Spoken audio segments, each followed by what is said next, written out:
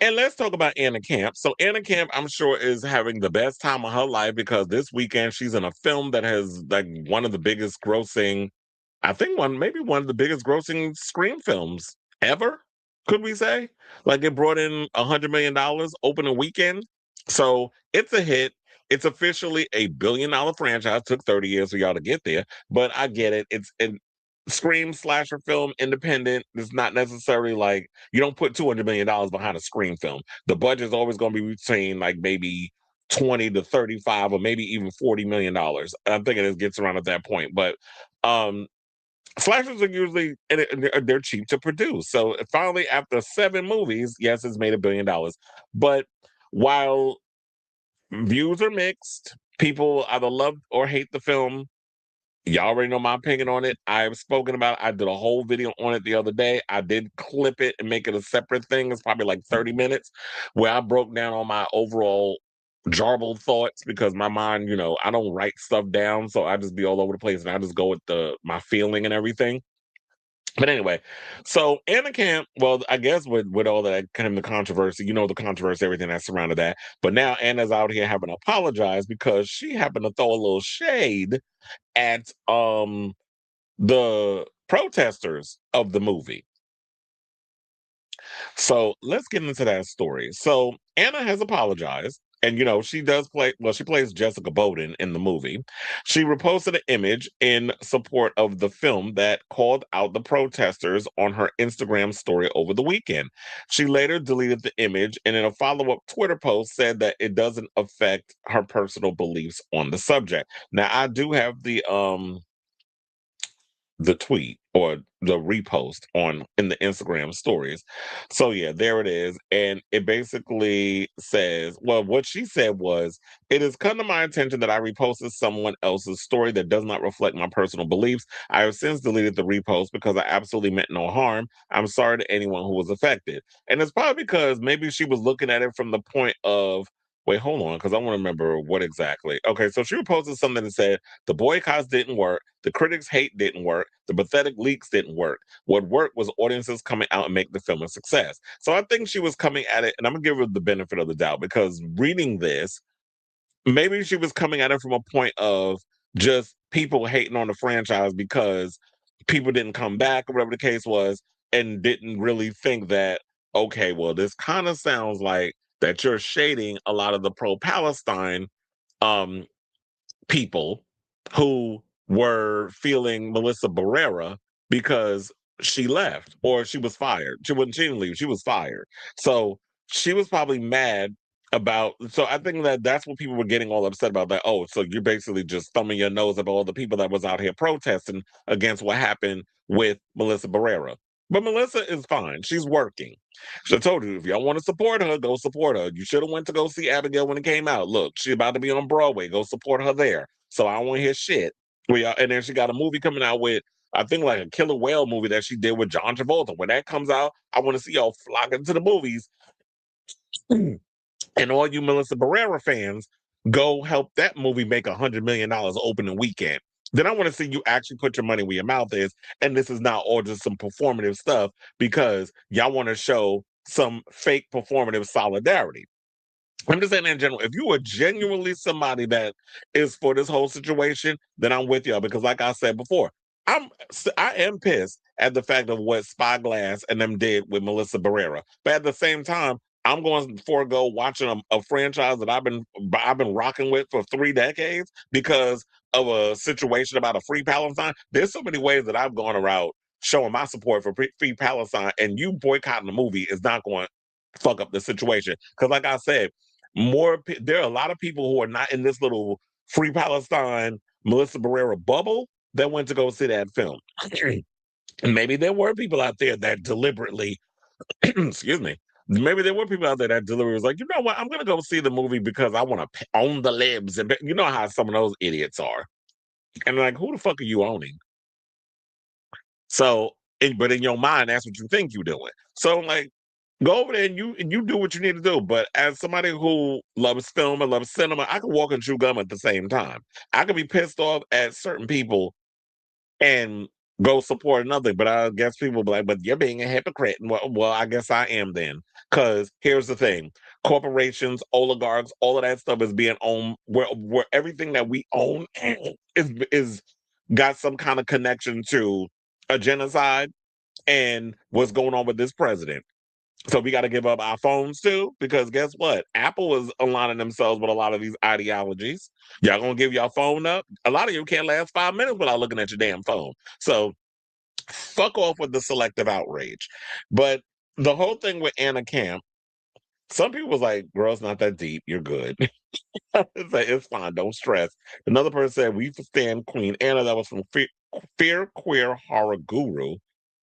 Who I think, oh yeah, we follow each other. I just had to look. I was like, wait, I think we follow each other. Um, then there was another person said it was my tweet, so all hate should be directed towards me. Leave Anna alone. And that's movies that mar. Oh wait, are you trying to say like old girl from Mora from the Traitors? Because she can't say traitor. She said traitor. So because it says movie that mar. So and he was like, that's my tweet. Come at me. Don't come at her. She just reposted it. Another person said, "You and your fellow co-stars support genocide in Palestine by not standing with Melissa Barrera." Oh, because there was 10 of y'all that was at the situation, and she was like, "I see you." Of course, bitch, you see him.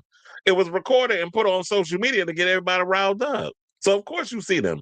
But like I said, if a tree collapses in the forest and there's no one there to hear it, doesn't make a sound. So nobody really cared about the whole situation regarding this protest. And that's fine. If you don't want to see a movie, you don't want to support it, then go ahead by all means. Everybody has that right to. But other people that want to go and experience and see these movies, that's their right as well. You don't have a right to control and tell people what it is that they can and cannot see. So um to get back into the story, because I was like, I wanted to show y'all that. And well, they said that the post was shared by the Scream with Ryan C. Showers podcast. So, but I guess he was going by another. That's the actual person's name because they didn't say the person's name in there, but the article said it. So if you feel in your heart of hearts, it was like I ain't mean no harm. It's fine. And they said that oh yeah, they were talking about the protest and stuff. So they said the protest, which was organized by Entertainment Labor for Palestine, Code Pink LA, and Jewish Voice for Peace Los Angeles, was held to call attention to the industry's widespread silencing of pro-Palestinian voices and its whitewashing of Israel's ongoing genocide in Gaza. And what I don't like is the fact that because I will say this, I don't like the idea that the industry is destroying careers or silencing people for speaking out against the atrocities of what's going on. Like Susan Sarandon recently came out and did an interview and said that she had lost her agency. She started losing a lot of work because she was out there protesting against the genocide. And I feel like people should have their right to speak out against atrocities that's going on in the world, and it shouldn't affect their job. If you're out there causing harm and you're saying disrespectful things to a certain group of people, that requires firation, not you standing up for the disenfranchised. It's like I feel like we're in like some alternate universe that just makes no freaking sense. So yeah, so with all that being said, the movie made over 97 million at the global box office. We got a lot of fan favorites, but I will say this to wrap all this up. I really hope when Scream 8 comes back that y'all will figure out to come up with a really good story surrounding all of with the next movie, because I felt like the storyline for this film was like beyond weak. It was not a good script. Guy Busick should be burned at the stake and never allowed anywhere near another Scream movie because he can't write for shit. He ruined the fifth one. The fifth one was bad. The sixth one was bad, and this one was the worst. But there were pieces that I got from Scream 7 that I enjoyed. But the suspense, I needed real suspense. I needed real stakes that people need to be up. And it just felt like Sydney had no stakes. You didn't kill a husband. Isabel May, I felt like was miscast. She looked way too old to be playing Sydney's daughter. I actually thought because McKenna Grace is the biggest star, she should have been Tatum. That would have made more sense. Also, I was like, this is not the first time they did a miscast with who should be a lead in a horror film. They did it 20 some more years ago, but I know what you did last summer because quiet as it's kept. Y'all may think, y'all, look, save your tomatoes because I'm going to just say, I always say the thing that may not be the most popular opinion. I don't think Jennifer Love Hewitt should have been the lead of that franchise. I do not feel like she had what it took to be a lead and carry that film. Helen Shivers was the final girl. She should have been the final girl. Sarah Michelle Gellar eats down and captivates so much in regards of performance. Julie James, I felt like was the anchor that was holding that film down to make it feel more of what like it could have been I felt like it could have been bigger than what it was. I do not think that Jennifer Love Hewitt was his final girl material. And it clearly showed when y'all were trying to make fetch happen with that remake or requel or whatever the hell it was. If I know what you did last summer, another classic that was turned into a hot ass mess express. So shout out to you, Anna. Unfortunately, you won't be in the next one for reasons I'm not going to say if you haven't seen the movie. But um, it was good seeing her in the film, and I think she's a good actress. It was just your talent was wasted in such a shitty script. So, I say all this to say, what do you guys think of this story in regards of Anna Camp apologizing for reposting a post that I guess people were dragging her over? I didn't even know if people was dragging her over it, but apparently they were. So yeah, she spoke out. She apologized. Let's move on with our lives. So let me know what you guys think of this story in the comments down below.